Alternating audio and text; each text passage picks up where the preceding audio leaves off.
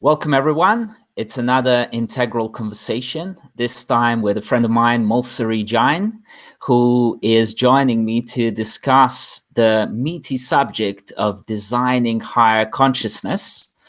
And as usual, we are going to welcome questions coming in from live chat, which you can ask straight away. You might have already burning questions, and this is for on-demand viewers as well. Please ask questions and we'll follow up one way or another. And as usual, the first question is, who are you? And I've probably already mispronounced your second name, so please forgive me on that. Who are you? No problem. Hi, Jason. My name is Moulsari Jain. So you were fine. You were pretty close. Almost there. And well, I am a Moulsari. I think that's the best answer. But I'm also a Jain. So basically, I am a creative. I started in design and branding. I moved into conceptual art. These days, I'm very much focused on speaking and coaching and training people who are interested in combining all of their life experience, both professional and personal, with making more impact in their world or in the world around them. And the reason I say I'm a Moulsari and also a Jain is because the older I get, the more I realize that so much of who I am and what I do now is embedded in my name. My dad gave me the name Moulsari and told me that I was the only Moulsari in the world. And I'm named after the flower on a flowering tree. But the way that he spells my name makes me quite unique in the world. And this has given me a kind of a feeling of purpose somehow since I was quite young. Of course, like many millennials, I had parents who told me I was special and I was the only one. But yeah, I think that growing up with them in two respects, one being that my father was a career diplomat, which meant that we moved around every few years. And the combination with my last name, which is actually the religion of my family, Jainism. And even though we were not raised to be specifically religious, our religion and its principles are very much imbibed into our culture. And Jainism, to put it very briefly for now, is connected, is a bit like Buddhism, but it's a little bit different in terms of its structure and rituals, but it's very much a contemporary of Buddhism, and a lot of the principles of Buddhism or of the Buddha at the time that he lived were coming from the influence of Jains, who were very active at the time. So the ideas about the purpose of humans as beings with the potential for higher consciousness, and the potential for us to achieve that higher consciousness within this lifetime or one of the upcoming ones. And that the ultimate goal is enlightenment, which is defined in various ways, but the way that I interpret it is a freedom from the limitations of the physical worlds that we are so familiar with, which happens not just against, or rather despite this body and mind, but indeed through it. So yeah, that's a little bit in a very quick nutshell about me. And I'm sure that gives you a lot to jump off on. Awesome. And I tend to avoid kind of talking about a person per se, or like who we are on that like physical sense, because of exactly what you just said, of like freedom from physical constraints. But then again, in this particular conversation, perhaps that's very relevant because we're talking, in a sense, from our own perspectives and our own reference points, which can be at very different levels of consciousness. Certainly there is lower or higher in that respect. some people talk about lower frequencies, higher frequencies, and so on. But then there is also the concept of integration, which is the integral here around that, and sort of like living and integrating all those in a sense making way, in a designed way.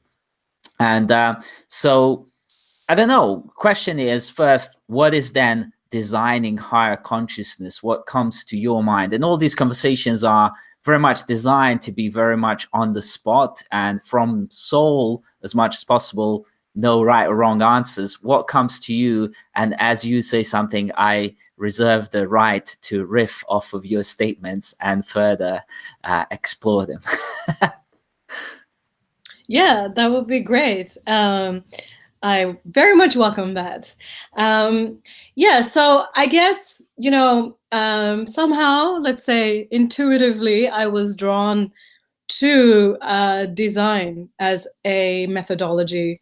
I came from a very kind of traditional Indian, in that sense, like science or business, or, these were kind of the ideas or options that you had. But I guess thanks in large part to my mom, I got to follow my intuitive sense, which was, it's like, oh, the science stuff is boring because, there's a right and wrong answer, or so it was to my mind at that time. Whereas to me, the arts were more about no right answer, and therefore much more space to explore and create your own right answer. And, I think that the design methodology, which nowadays is often called design thinking, is very much, for me, a way of getting closer to the way that we think as human beings, rather than the way that, well, the scientific method traditionally thinks in a much more, let's say, academic, even maybe mechanical way. I think, there's a way of thinking that's very much about it being following a structure that is decided and agreed upon. Whereas I think design thinking actually works the other way around. It sort of is more like observing what is the real process of a human being's way of thinking, and then doing that more consciously. So I think when we're talking about designing higher conscious, I think there's two ways that we can think about it. One is, how do we use a design process to actually arrive at a higher consciousness with purpose and intent? And on the other hand, we can think about it as that, how do we actually make space to intuitively observe how we actually get, what the process is for us to kind of naturally get there. And then actually, like a designer, and a good designer, in my opinion, really listens well and understands well and actually asks the right questions to get deeper under the surface of what someone says they want, and actually tries to understand what it is that they need. And in that sense, designing higher consciousness can be about actually listening with that intention and creating the path that we actually can best benefit from. And that can be different for each person, just like every end user of design can be quite different as well. Wow. So certainly so many like little mushrooms spawning off as I was listening to that. But I've got next to me, I always use kind of objects that are next to me. But like, for example, to me, designing higher consciousness is that I'm using an Apple Pencil here, and I use, as opposed to using endless paper sketchbooks, I'm nowadays just using an iPad Pro and an Apple Pencil. And within that iPad Pro, I've got dozens and dozens and dozens of sketchbooks of ideas. And a lot of the time, that's just a straight up remix. Sometimes I just blatantly and shamelessly copy something else and then change it or warp it or whatever, or augment it. And sometimes I'm just sketching something that's perhaps from my soul, as in some sort of abstract artwork. And sometimes I'm consciously deciding to design something that is with an intent and a purpose and a particular direction. But perhaps we could say that this pencil has higher level of consciousness than a pencil of the times past, which is higher consciousness than perhaps a bird feather, a quilt, and so on. But all of those have evolutionary progress to them, and perhaps in future this pencil will have some sort of baked in, predefined templates that I can draw with out of the box, that maybe I've created before, and so on. That's just kind of a riff on an Apple Pencil. But certainly is the case with, as that pencil gains higher consciousness and capabilities in that pure sense, certainly it seems to be the case. I can vouch for that personally, and I'm sure you can too, that humans, as they grow up and evolve and get quote unquote older, even though age is just a number, as we get older, we grow through different capabilities of both design thinking and creativity, and thinking about the world in a lot more integrated and capable and conscious way, so that some of us get to a point where we realize we need less and less, and we can still be fully blissful and happy with ourselves. But then the things that we do choose, and it's a choice, to include and integrate in our lives are very much a design decision from that purpose that you said. So how are you these days designing higher consciousness? Yeah, well, before I answer your question directly, something you said struck me as well, because I thought what you just said about the evolution of the pencil and eventually maybe having these templates to work from. Actually, it's a great example and a metaphor, because it's similar to the way that, we actually have templates designed into our consciousness now. What we talk about when we talk about this intuition that, some people trust and others don't, and some people swear by and others don't. I mean, in a way, I believe that intuition is that set of templates that we can draw from, because we don't just have the past to, thank for all of our, let's say, traumas and convictions and biases, but actually our biases also come from these sort of experiences of all of humanity that came before us, that are embedded into our DNA, who are basically guiding us every single day, not that differently than our parents, who are trying to tell us, no, do it this way and do it that way. Maybe there's a good reason biologically that, my inner critic is in the voice of my parent.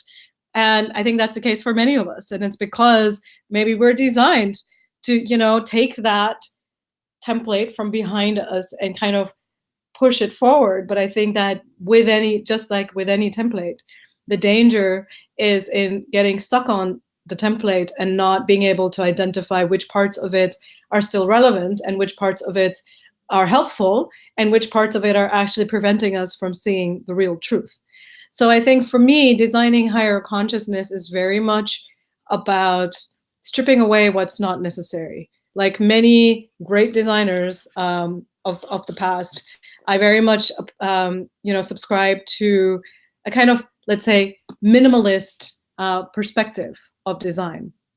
And that minimalist perspective comes from this very kind of core philosophy of design that's about, not like taking away everything that's not part of the design.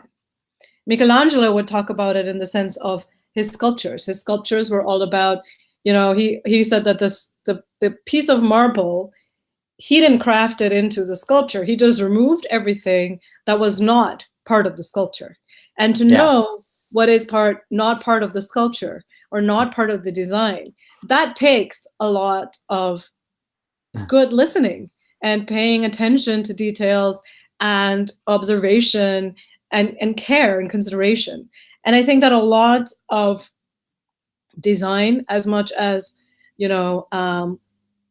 any kind of job that we do, is highly benefited by paying attention to the subtleties. You could be a chef or you could be a musician, but I also think you could be a CEO. And similarly, the more attentive you are to those subtleties and the more tuned in you are as a being to consciously observing those subtleties in order to figure out what is serving this and what is not serving this work that I'm making.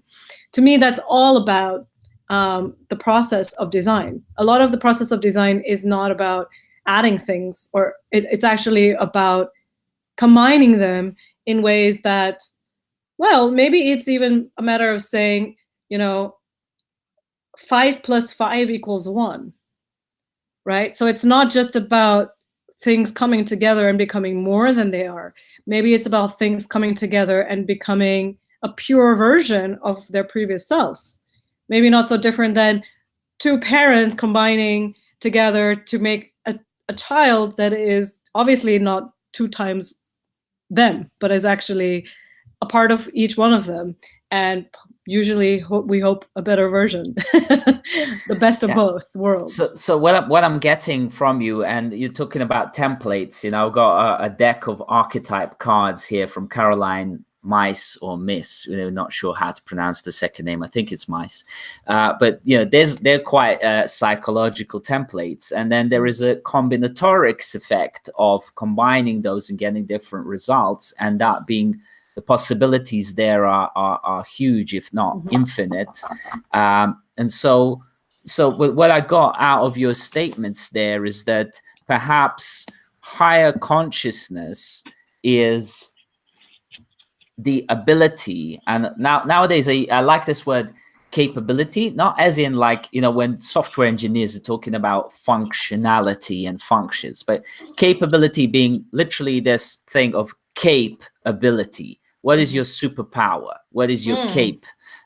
So cape ability, what are your superpowers that you can execute on with least amount of effort, with least amount of material, with least amount of energy, effectively?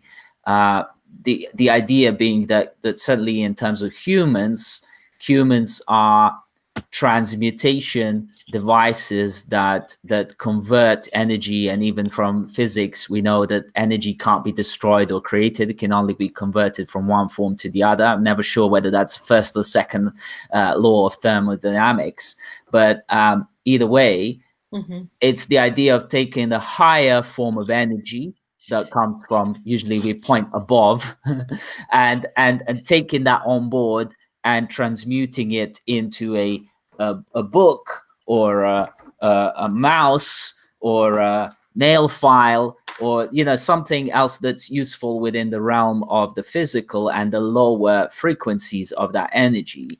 And then the integration process being that those things like the nail file and so on ought to be sustainable for our own sake, because we don't want to destroy ourselves in the long term, certainly not destroy our generations to come, which are also our design product. So how can we do that in a way that is fulfilling both in this life and afterlife, so that for those who believe in the afterlife as self, fine, but even if you don't believe in the afterlife as self, maybe you continue to live on in your own offspring or the other people that you impact with your artworks, and your legacy that you live on this planet. So least amount of effort, and really this also goes into the millennial aspirations in life. How can we do the least amount of effort and create the most amount of impact? Well, I don't even think that that's a millennial thing. I think that that's just a human thing. I think we're designed by nature to be resource efficient, and we're kind of screwing that up big time, because we are I think the whole industrial revolution was about creating maximum impact with a minimum effort. Every progressive invention and creation that we create, also Facebook, is about creating social media, internet is about creating maximum impact with minimal effort. However, I mean, I can jump into like 4 different directions here, whether it's about how UBI is, only achievable where when we actually embrace, the space that we create instead of just like continuing to be in this sort of slave mindset. And on the other side, what I would love to talk about here is how, it's not about least amount of effort, period. It's about increasing the quality of the effort or the quality of the outcome that we are putting our energy and effort into. We're all limited in terms of the battery that's built in, right? I mean, we have 24 hours a day, each of us. In there, we have to fit some sleeping and eating and basic needs in. So ultimately, our free time, or as we like to call it, productive time, is limited. And I think that it's about how do you maximize what you can create in the limited time that you have. But I think that one of the things that is a little bit broken at the moment is that we are very short-sighted in the things that we're designing. So we solve problems in the short, near future, but we don't really think about their long-term consequences. And as a result, I believe that this idea of, quick fix, even the quick fail, but then not really committing to getting to the, quick fails are great if they are A, extremely resource efficient, and B, not really about, then just getting something to market as soon as possible, but actually about getting to the real, true, deeper solution that really, thinks about its own sustainability and its own circularity. And you mentioned sustainability. I think that one of the biggest disasters of our time is trash, is the idea that anything can be disposed of. I think this is a huge mistake because once you dispose of it, like it doesn't go away. We all know this first or second law of thermodynamics. It's like that energy has to go somewhere. And it's not just, and that the second mistake that we make is like, it's not just the raw material that we're throwing away. It's actually all of the resources, human and natural, that have gone into the production of each and every object that we trash. So, instead of just throwing things away, well, I know when we've chatted in the past, there's something similar in our backgrounds, as much as they're very different culturally. And that is, I think it's true for a lot of us. We come from cultures where saving things and being resourceful because you only have a limited amount was a very basic way of thinking about things, right? You don't just throw things away. If you don't need them, you give them to someone who needs them, or you repurpose them, or you really use them until they fall apart when they have nothing left to offer, not a moment before that. And I think one of the biggest problems is that we too easily dispose of things while not realizing that sustainability is about designing things that are long-term and long-lasting. And I really deeply believe that that comes from this lack of awareness of the pains that we're trying to solve, which are coming from our deeper consciousness and often our unconsciousness or subconsciousness. Yeah, so you said a bunch of things there, which I'm going to try and capture in some sort of like post statement after you just beautifully said all of that. But basically, to me, the way I look at it is that a lot of the design in the modern days, and when I say modern days, I'm saying, let's say, for example, in the last 20, 30, 40 years, right, has been around catering to human needs that are coming out of the mind, right? And the mind kind of needs or wants that are essentially like pre-framed from the external cultural, social, political kind of infusion, right, of you need this. An example being, I just got this thing here. It's a Barclays Bank pin century device, okay? And This is used now. It's run out of batteries, so I can't use it anymore, or I have to change the batteries, which I have to buy, and the batteries have to get produced and so on. But this is basically to ensure that securely I can get to my money online. And this thing is used so much, the electronics and plastic and all these kind of things. And the worst thing is I'm not using it because it ran out of battery, because it's not been sustainably built and designed and thought through as a systems thing. And the world is full of things like these, which we really shouldn't have ever needed, but we've got them all around. And now this thing is subject to being lost. It's subject to being all sorts of things misused. If I lose it, somebody else might be able to log into my account. I'm not really sure. There's all these kind of contrived mental things that have come out, and that word mental tends to be like associated with crazy, but in that sense, that's what I mean. Like, a lot of design in the last 30-40 years has been around serving the needs, which are not really needs. They're sort of these egotistical aspirations or quasi aspirations. And so then what we're talking about here in terms of designing higher consciousness is about removing, and this is what you were saying, removing all the things that are really not needed and getting to the wisest possible solution, which this idea of being in tune with Earth and aligned with Earth and aligned with universal energy sources and transmutation processes is not some sort of new age woo woo or hippie thing. It's actually the wiser way to design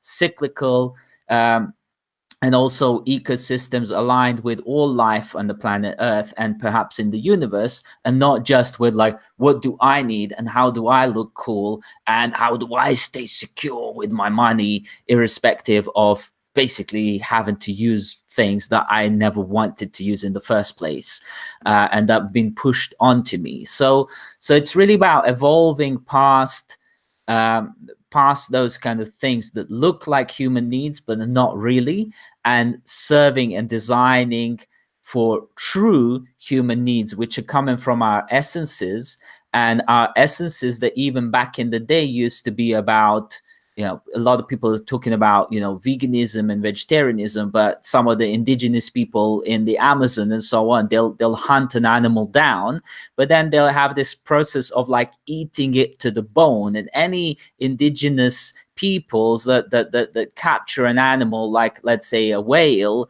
that one whale can feed an entire village of people in North Pole for months. But they will use every single aspect of the animal, and they'll use it consciously for all sorts of different purposes to preserve their life. And even when they're fishing or catching a prey, they will do that with absolute consciousness of, if we're going to do this sustainably for a time to come, we have to do it in a way that's not going to fish out all the fish out of the sea. And maybe we have to be doing some of the replenishing work, which goes back to, planting trees and so on, which is a design process as well. And so this becomes wiser and suddenly higher consciousness, as opposed to, I don't care about anything else. I just want to log into my bank safely and hold on to my cash, and may the planet burn down. I don't care, because I'm just thinking of myself, which is an ego kind of thing. Thoughts?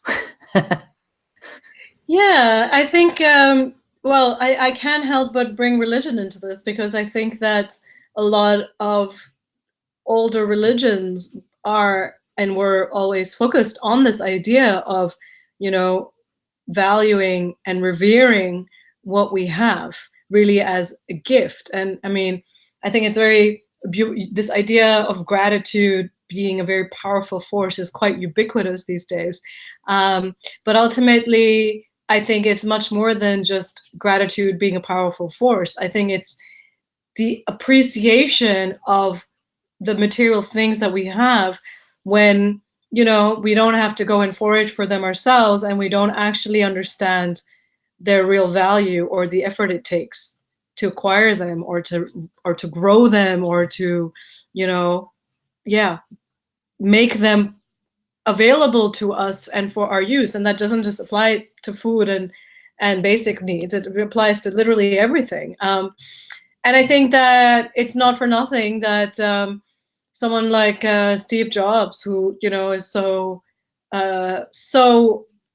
again ubiquitous in the world of design and technology, for the fact that he created this groundbreakingly minimalist approach to design and technology, that changed the game and was really, he's known for having gone to a mountaintop somewhere in the Himalayas and like really, achieving this higher wisdom, higher consciousness actually of what human needs are. And there's a big difference here about, human wants and human needs. I think a lot of business today addresses human wants. And, that's short term. A lot of our needs are buried deep under our wants. Sorry, can you hear my cat? A little bit. Yeah, bring it on. I'm just gonna open the doors because otherwise he's going to keep. Yeah. While you're asking. away, I'm going to pad a little bit by saying please ask questions. I've already said that before, but I'm making a mental note to remind people because sometimes whoever's watching can get absorbed in these conversations, and a lot of ideas ping off of our conversations. And the other thing I wanted to say is that at some point, these conversations are very intuitive, as Moulsari mentioned, and that going back to our own intuition, which again, in terms of words, is like intuition, as in inner teaching, the inner knowing, the trusting your inner self, is really, in a sense, to me, a requirement, because more we prepare for things, more we tend to bring about the same old templates that increasingly don't work. Mm-hmm. Having said that, it's not to say that the old things don't work, because Egyptians created pyramids that we still don't know how they made them, and we still are perplexed by that level of consciousness and capability. And in some of the studies, they're talking about that the entire cities were built around pyramids to house workers and their families, because these were projects that were going on for 15, 20 years, which to us is mostly like inconceivable. Like, who's going to work on the same project for 20 years today? It's like, won't you get bored of it? Won't you just give up, and so on? But Egyptians created entire cities to bring workers' families along, and even built schools and supporting facilities. And then, some of the theories are talking about that Egyptians worked in teams of 10, which is pretty much like agile working, and that the best workers were rewarded with extra beer at the end of the day to sort of keep the morale pumping and going through. And they also knew that these very highly skilled stones workers were also people who certainly went even if they enslaved them and drove them like slaves, these people would be dying very quickly. And then you can't quickly recuperate master stone workers. So the slavery in Egypt is probably just a failed theory, because these were actually very cleverly managed mega projects that perhaps today's management science can really learn from and take from, as opposed to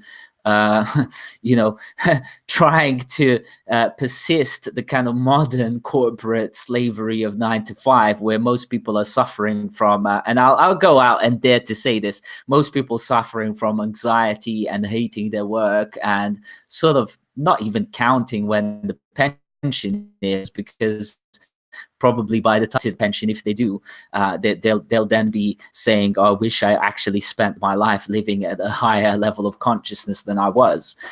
So, what do you say?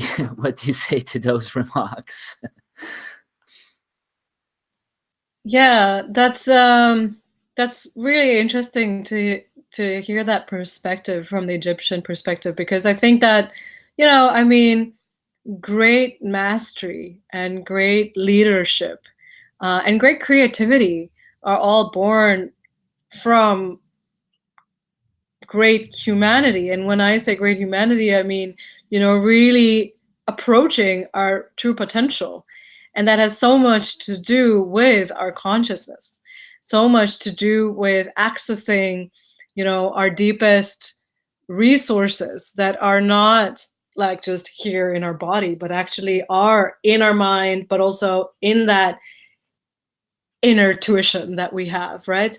So I think that there's a lot to be said for the greatness that previous civilizations achieved without all of the technology that we have, and indeed because perhaps, I mean, I'm just making a theory here, but maybe it was because they were working towards a higher purpose. They were doing that for a god that they believed in, and a lot of older religions and civilizations believed in gods that were representations of the ideal, the human ideal. It wasn't just, some bearded guy in the sky. It was really like this ideal, this guide that would allow people to keep working, keep bettering themselves, and keep, their gaze towards a destination that they didn't intend to achieve in this lifetime, but they knew that walking towards it was their true purpose. And similarly, exactly what you said, I love what you said about, projects that take more than 20 years. I mean, forget 20 years. What about projects that take multiple lifetimes, right? These days, we're so impatient about getting results and feeling appreciated for our results that we don't really value working on things that are that much bigger than ourselves. That it's not just that it requires a team of people, but that it actually requires, the passage of time and universe through them. But that's also, the greatest projects on Earth are multi-generational. Whether it's like the monarch butterflies that actually migrate from Mexico all the way to Canada and back again, and they basically do this migration like in across multiple generations. The butterfly that flies in one direction is not the butterfly that comes back, but they all know instinctively and intuitively and emergently what their purpose is. And it's not just a purpose of, getting from A to B, it's actually of continuing the species. And similarly, our intuitive awareness or intelligence, or however you want to call it, is designed to be about continuing our species, but we are constantly overriding that by redirecting our focus or even distracting ourselves to focus really on the short term, on the here and now. And this is to me always the irony of, a lot of mindfulness as it's taught today.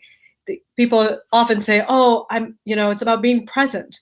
And while I completely agree that, focusing our attention to the present moment is a great way to stop thinking in our reverie, but actually really access all of the resources that we have here and now.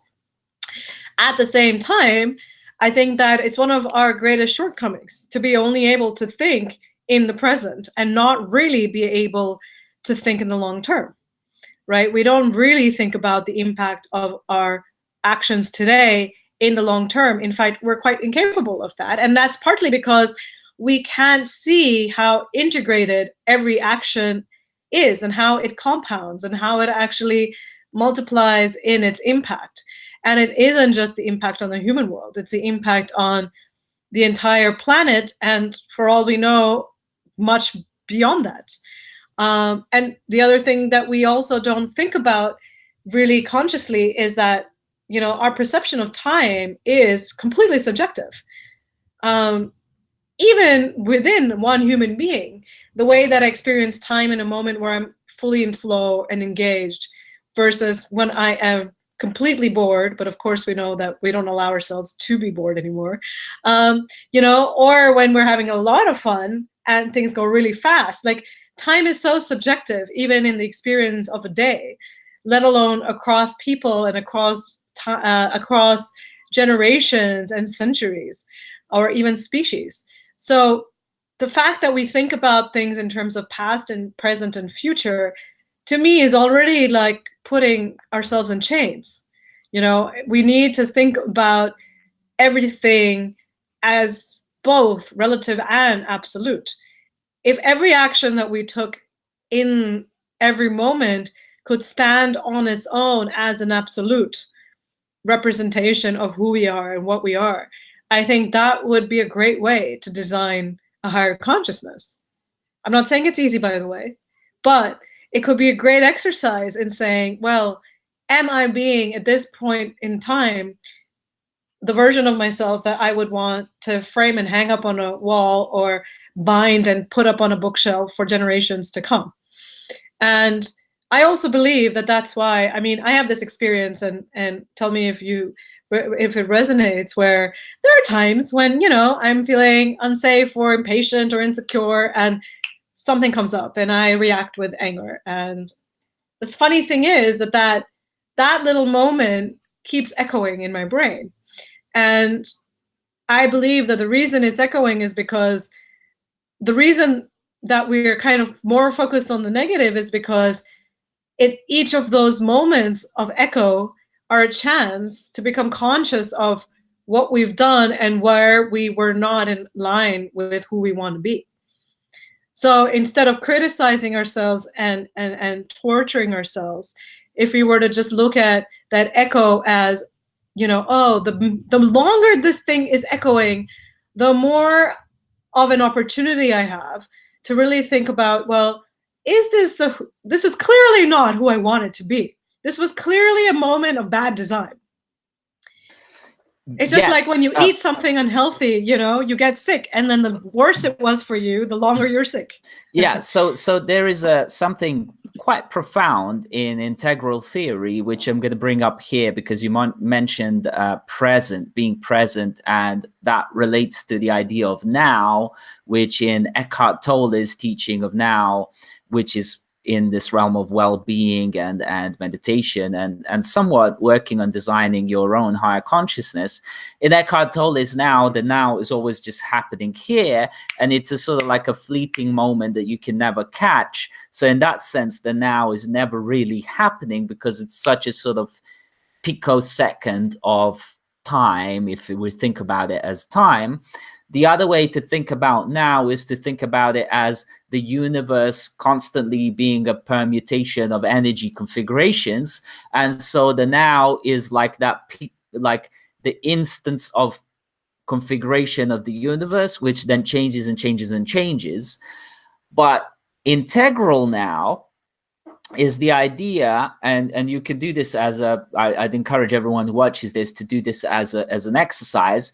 If I right now close my eyes and I think about something that was happening to me when I was 7, I can bring that in my mind right into this present moment, and I can feel and see and smell all of that right now. In that sense, the past is happening right now. Similarly, with design, I can imagine a future state and configuration of myself, the world, and so on.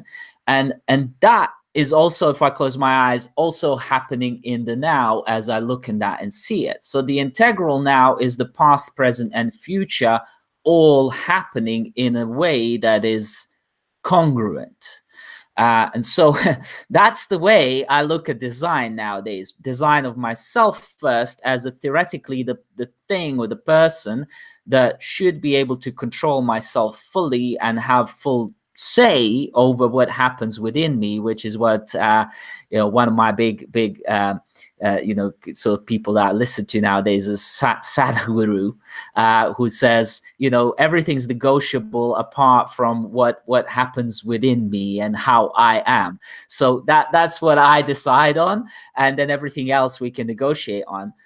So in that sense, that integral now is happening at all times, and we are being pulled by the future as opposed to being pushed by our past. Our past is more like the wake that's left behind the ship, but that wake can be creating loads of waves that are destroying things down the line. So we got to be, in that sense, aware, and this goes back to the higher consciousness, be aware of the future that we're tending towards and choosing that purpose very, very consciously, because the wake that we're going to leave behind, and as I say this, I look at this logo, which I also intuitively designed, but this like logo's got so many different meanings, because it's a hexagon, which is like, some people talk about like the realities moving from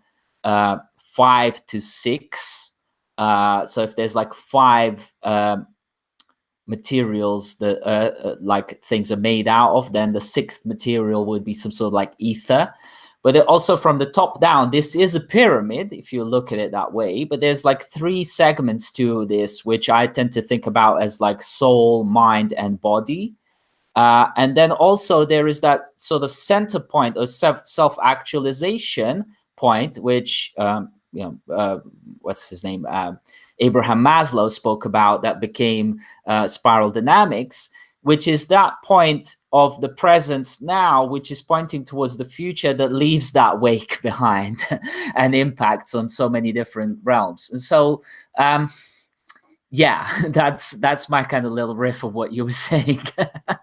What do you think? Yeah, that's a lot of aspects to integrate, but first of all, I very much appreciate the logo. Let's just start there.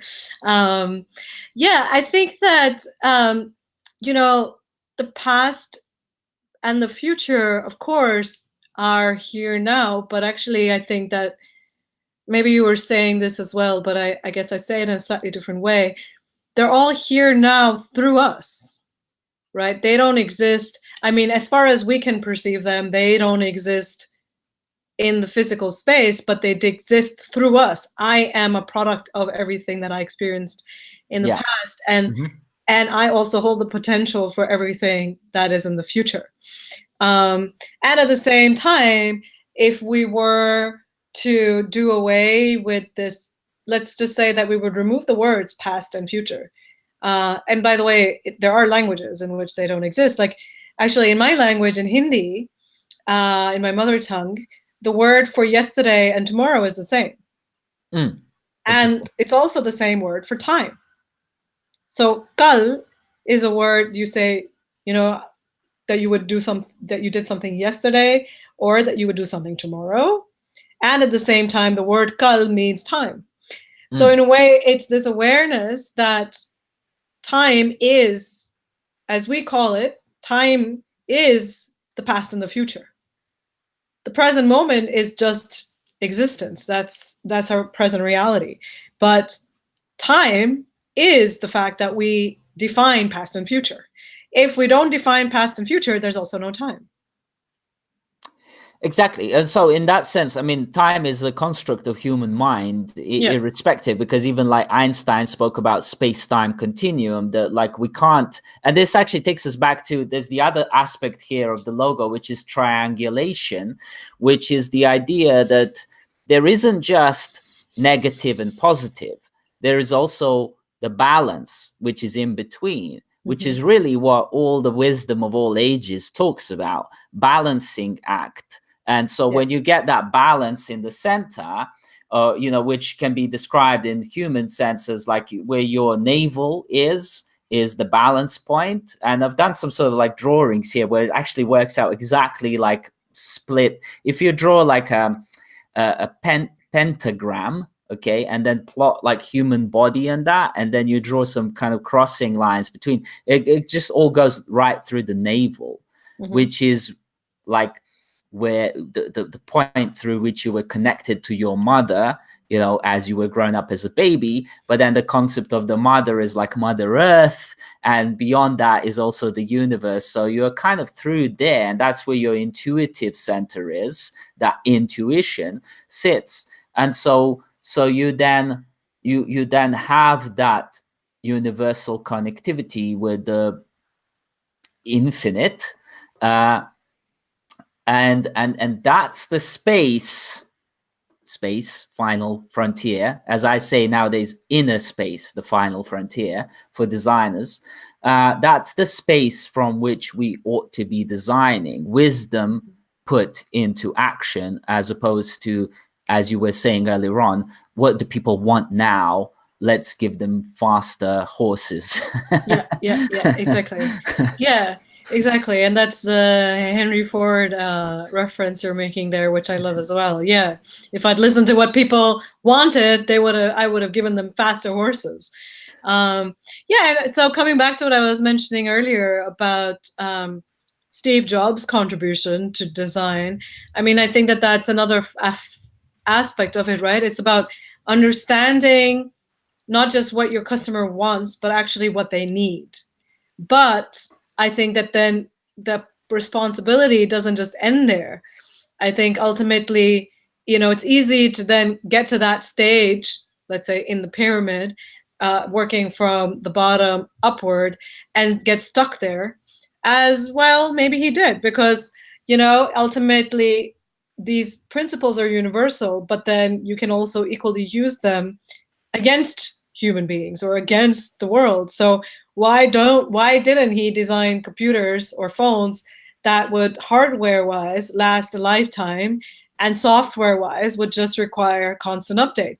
Why isn't that a realistic goal? That should be a realistic goal. Why don't we have objects that actually become more and more immaterial or dematerialized, and at the same time the software is what we should be able to constantly upgrade? And if we must capitalize, then why don't we capitalize just on that? And the upgrade of software is something that, I mean, that's how it works in nature. Like, we constantly upgrade software. We don't just change our body, we change what's inside, and that improves the efficiency of the body itself. Trees work the same way, right? Like, every time they absorb new information from the atmosphere, and then they translate it into new content. The plants, the leaves, the flowers, the fruit, it's constantly arriving and departing. And then we're actually creating something that, even our waste has a purpose. There's that circularity, but it comes from, design that understands the difference between want and need. And I think that by nature, we are equipped to understand the difference between good and bad design, because bad design actually triggers our instincts. It's not that different than like smelling rotten eggs. It's like, it's bad for you. Whereas when you smell something good, it's good for you. And here, by the way, of course, all the artificial hacks we've made don't fit in here. But in nature, if something is good for you, it tastes good, or it smells good, or it looks good, and that's our integrated, barometer for what is sustainable and what is not. Because sustainable literally just means that it can continue to live. And the things that we're creating now are at such a scale things that don't continue to live. They in fact just continue to end up in a landfill, and that's the epitome of being unsustainable, namely that creating things that cannot continue to live. Just like you were talking about this little object before, the Barclays thingy. Exactly. So also there's like an emerging theory, as I listen to you speak, or a hypothesis to say that, I sometimes say to people and we coach people through this Fresh Mind program, which helps them clear of their mental baggage that they're holding on to, that usually comes from the last 20, 30 years of life they've been living. And so the emerging hypothesis here being that bad design that's serving that previous mental baggage that people were to serve or fulfill, thinking that that's really what they need, but it's just been kind of what they wanted. The more we push those kind of things into the world, more anxiety and depression generates. Because I say to people, like, if you're some sort of person who has grown up in the jungle of Amazon, where there's no quote unquote technology, certainly things like these, your natural state of being there is not one of anxiety, depression, etc., etc. You might think that you would be surrounded by all these dangerous things, which is like, I don't know, pumas, dangerous venomous snakes, all these kind of things. But no, you would actually know their nature and fully respect them, and you wouldn't be sitting in your little hammock or whatever, lying in your hammock, being scared that you're going to get attacked by something. You're going to be completely prepared and capable of continuously living in that context without needing for that fear and so on. The only fear that you have is if something does arise in your close vicinity, then you become more alert to dealing with that in the most humane way, knowing that that's really what nature is like.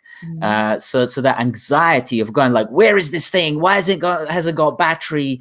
Shit, I need to pay my bill and I can't because stupid Barclays has created this thing that's run out of battery, and now I have to, if I want to pay the bill to log in on my online banking, I actually have to go to a Barclays branch of the bank and they're closed, and now I have to wait until tomorrow. As a fuck, that's the kind of experience that creates. So that's kind of like an interesting, perhaps emerging hypothesis. The more we design these things that we don't really need, more anxiety that's going to bring into our lives, and more clearing that will require to get back to our natural state. Absolutely. I think that one of the things, so I mean, I lived in New York for quite a while before I moved to Amsterdam, and I did my undergraduate study there, and I started working there. And, one of the memories that I wish I could forget, but I don't seem to, is having to deal with, the immense variety on every shelf, on every menu, on every customer service experience, where, the amount of time and energy I would find myself spending just on making these decisions, just on trying to work through these badly designed options that were presented to me all the time. It had become really obvious to me why so many people at that time, 15 years ago, that, there was way more mental health issues in the US. And I sincerely believe that it was a fact. It's not that we just didn't know it in the rest of the world. No, there were really, there's a lot of anxiety caused by a constant need to make decisions. I actually really believe that decision making is the most resource expensive, energy expensive activity that a human being can engage in. And by forcing us to constantly remain in this decision-making mindset, capitalism has kind of like enslaved us, not by the things that it tells us. Yeah, it's capitalizing on this, fear state that is evoked when we need to make decisions, and they feel like life and death decisions. And that constantly keeps us in our fight or flight. And it also constantly keeps us burning way more energy than we need. It keeps us in a state of stress, which also means that we store more fat. So it's like, on the one hand, we want to be healthy and happy and blissful and grateful. But on the other hand, we're living in a world that we're actively participating in, because, hey, we're not slaves. We are paying our own hard-earned money, and we are going to these jobs to earn this right to have the freedom to make these decisions of what we're going to eat today and what we're going to buy today. But frankly, I believe that all of these decisions are actually the problem. They're what are not just causing us the anxiety and eventually the depression, but are actually keeping us poor. And when I say the word poor, I don't just mean financially. I mean spiritually and conscious wise, and also in terms of reaching our true potential or our true meaning or our true purpose. We're so constantly drawn away, distracted away from really connecting to ourselves, because by the time we get home and we have that time to relax and focus inward, we're too tired. We pass out, or we consume Yeah. more Yeah. quick energy or quick refreshment in the hope of gaining something back. Incapable, no capability there in Yeah. in terms of, yeah. So I'll pick up on some of the comments and questions from the come from the chat. First of all, on the comments, so Felipe is said, just a little comment: space agencies, e.g. NASA, have projects lasting 20 plus years. Yeah, this is great. And this is actually projects that are aiming towards higher consciousness and a cosmocentric focus, which is covered in spiral dynamics as the absolute highest form of self-awareness, one with everything, which goes back to that Buddhist joke, which is Buddhist monk comes into a hot dog bar and says, "Make me one with everything." That's very much a possibility, but requires that inner space work. And so, if anything, it strikes me that someone like Elon Musk is a touch higher consciousness than a lot of the NASA engineers seem to have been. So he's creating a lot more of these higher circular systems. And I will defend that statement by just simply stating that all this time NASA has been producing $200 million rockets that were designed to blow up once they go up into space, or once they're going back down to the planet. And Elon Musk went, why would it be like, if you had $200 million flying around in space, would you go for it? And everyone said yes. Well, it's like, why are we blowing up $200 million on the way back, on the descent back? The other thing that Felipe makes as a comment, he says, I knew that minus and plus, and just discovered that 5 plus 5 equals 1. The world needs more artists to become sustainable. The idea here was that the artistic way of thinking is supposed to be the freest way of thinking, so that when you're no longer tied to the rules, and I'm assuming that Felipe is a bit of an engineer, which is what I am also, because I studied computer science, which is quite a sort of involved form of software engineering. It's quite an involved form of, especially when you're also working with hardware as well.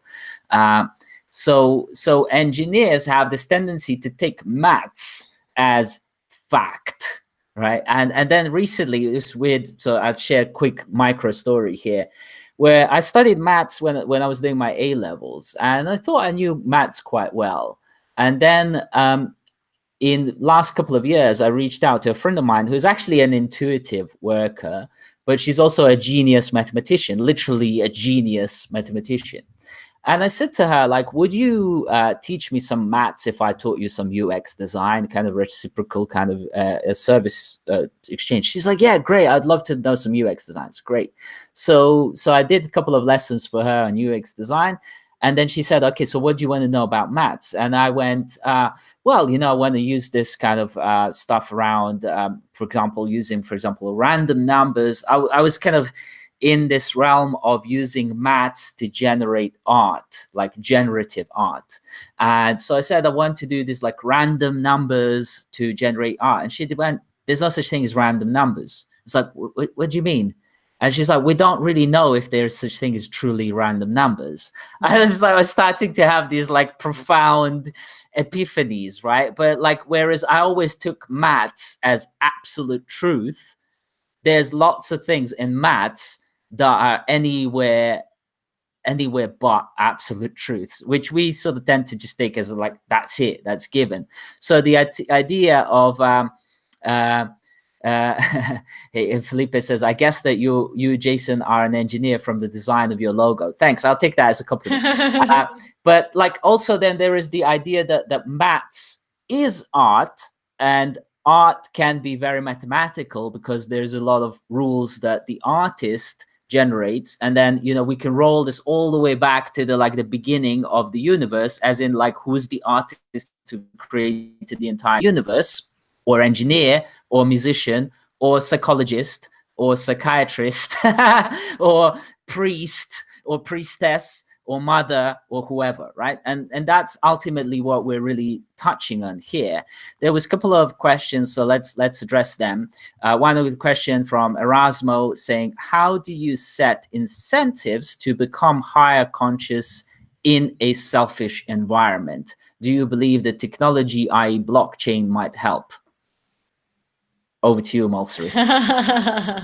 Well, I think I'm going to connect this one to the previous one, because I think that ultimately something like math is really a reflection or understanding of the universe around us.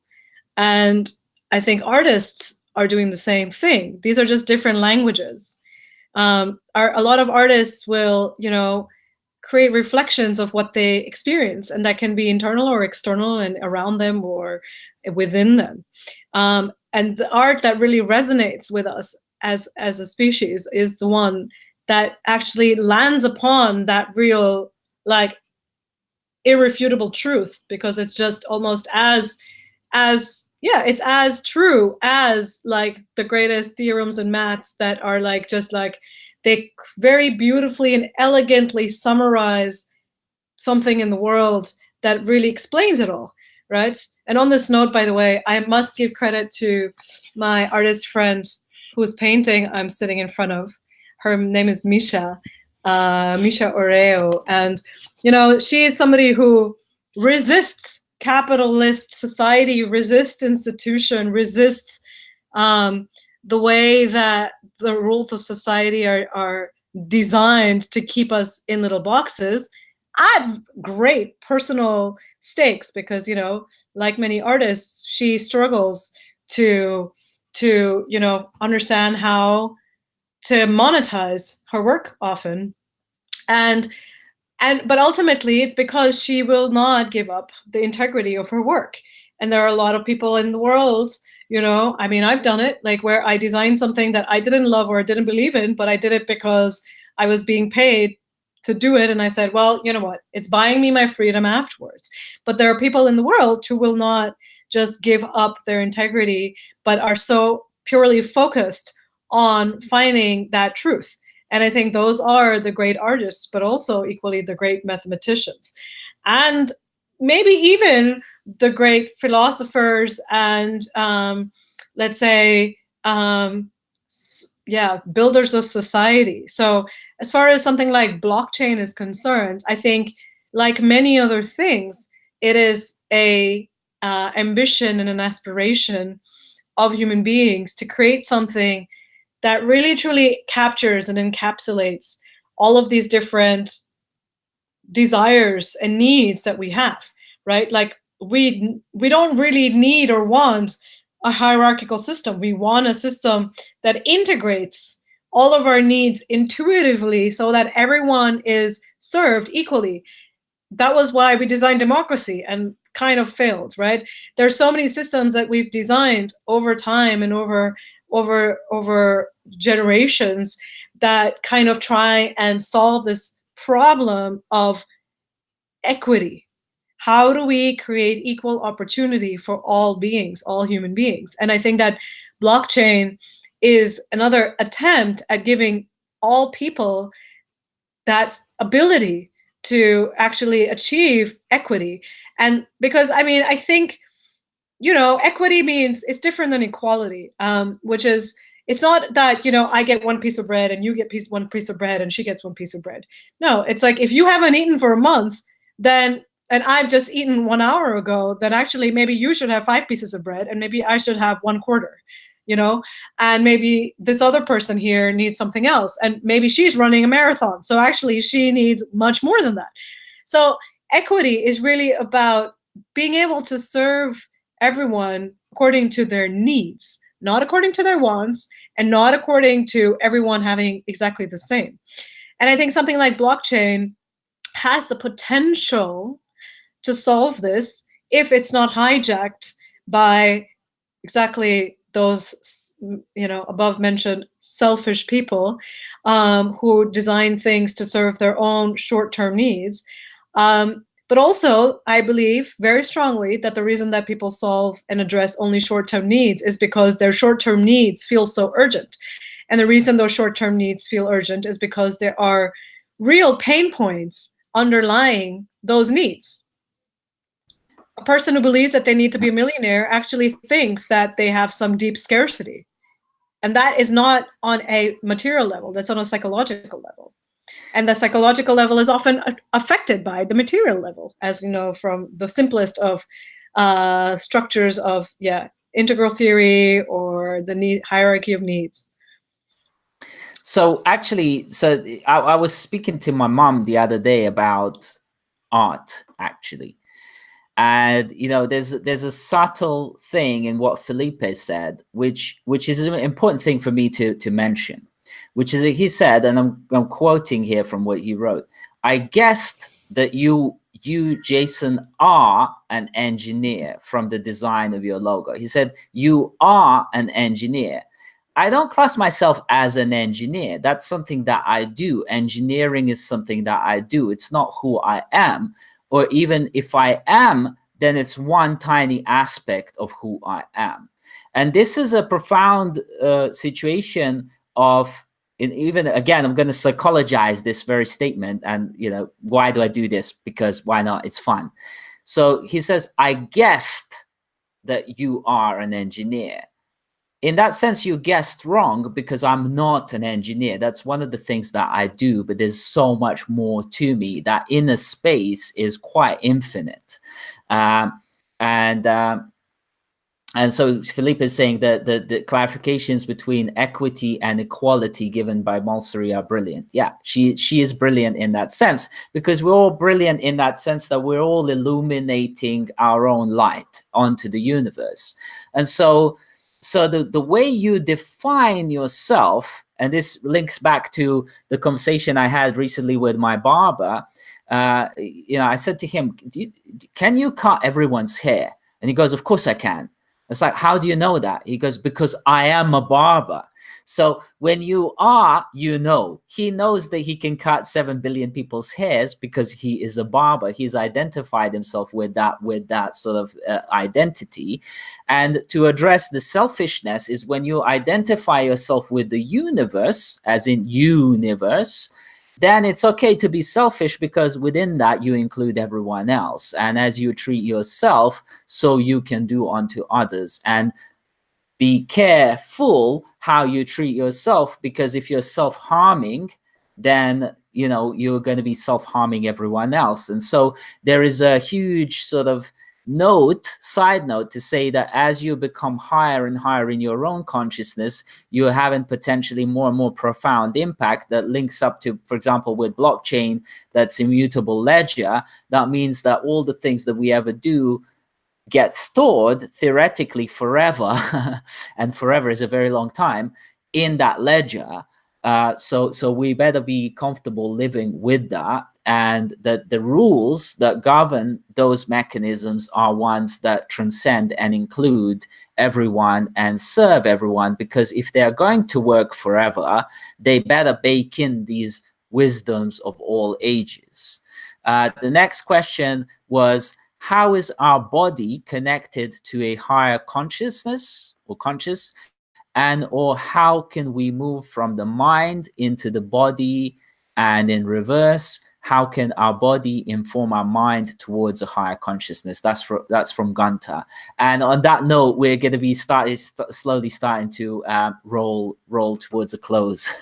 I feel like we need a whole new session for Yes, that question. But to answer it briefly, I think we have this illusion that mind and body are two separate things, but actually they're not. The mind is part of the body, and if anything, the mind is kind of the dashboard. The body is the vehicle, it's the car, and the mind is the dashboard that tells us what we need to pay attention to, what's actually happening at the deeper level. And ultimately how we use the mind is up to us. The dashboard doesn't give us the whole picture. We have to have a certain amount of body awareness in order to be really, now here's the key, conscious of what's happening in the whole vehicle. And I believe that consciousness is the thing that is, I think of it these days as an overlay. It's sort of the overarching, let's say, awareness of how everything fits together, and not just in terms of the vehicle itself, but also, looking at, well, let's use your logo again. Like, you can look at it from different perspectives. So if you're in the car, it's like how you're looking at it in terms of what's ahead of you and what's behind you and what's next to you. But also, if you look at it from above, zooming, from a bird's eye view, to understand how you fit on, like, let's say, the grid of latitude and longitude. And then further, you could think about it in terms of trajectories, in terms of where you are now and where you're headed and where you've come from. And I mean, there's so many different perspectives that we can look at it, but ultimately consciousness is the one that connects all time and space and makes sense of it. And in fact, time and space are fully dependent on consciousness, but it's up to us whether or not we choose to actually take that as a power and as a potential to decide what to do with our vehicle and how to use this dashboard that we have in a way that not only makes sure that we're resource efficient and that we're not getting lost, but also that we're not thinking of it as a single journey from here to there, but actually really thinking about it as, what is the purpose of the vehicle in the first place? Precisely. And like, just a sort of a side note on the fact that someone like Nikola Tesla, who created one of the most profound effects even after his life on humanity and the world, was actually very much tuned into the esoteric and the spiritual, mingling in with I forget the name of the guy, but one of the Indian gurus who shared with him some of his perspectives from Buddhism and Indian spiritual traditions. And then Tesla took that and actually started scientifically exploring it to actually then work out ways in which to generate electricity more effectively. And that's why Tesla also said, if we were able to plug into the universe, create a plug that plugs into the universe, that would be a source of infinite energy for all of us to use and reuse. And in that sense, if we can't do that on our own, with our own cellular structure, cell being a battery, and billions of cells that we've got to store that energy, if we can't plug into that universal structure, then how can we design higher consciousness for things that, shouldn't need batteries? And on that point, I think that's a wraparound for part one, I think. And then we can talk perhaps another time and touch on where we can take this further. Just to say that link to Moulsari's website, and just take us out in terms of like what else you are doing, right? Or what are you doing nowadays to sort of offer to people to get some of this higher consciousness and move to the next bit in their lives that they want to be. Yeah, thank you. So best place to contact me nowadays is indeed on LinkedIn or Facebook or Instagram.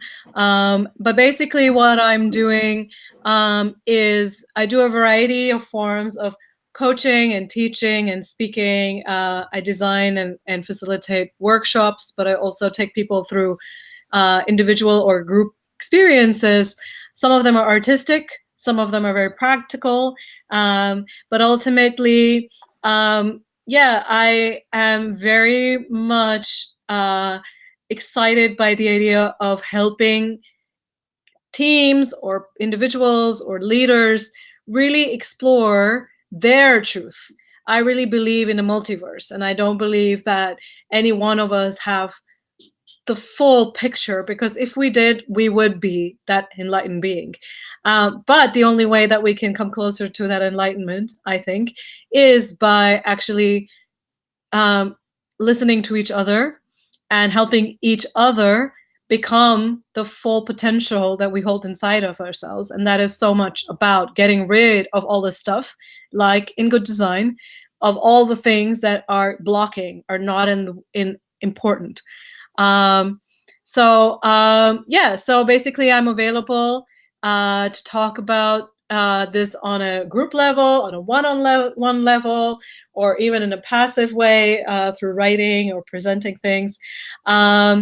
And yeah, and actually, I would also love to hear people who are listening to this maybe recorded, if they have any questions or comments, or specific areas that they want us to go deeper into, because I definitely think that we have the potential for a couple more conversations here, Jason.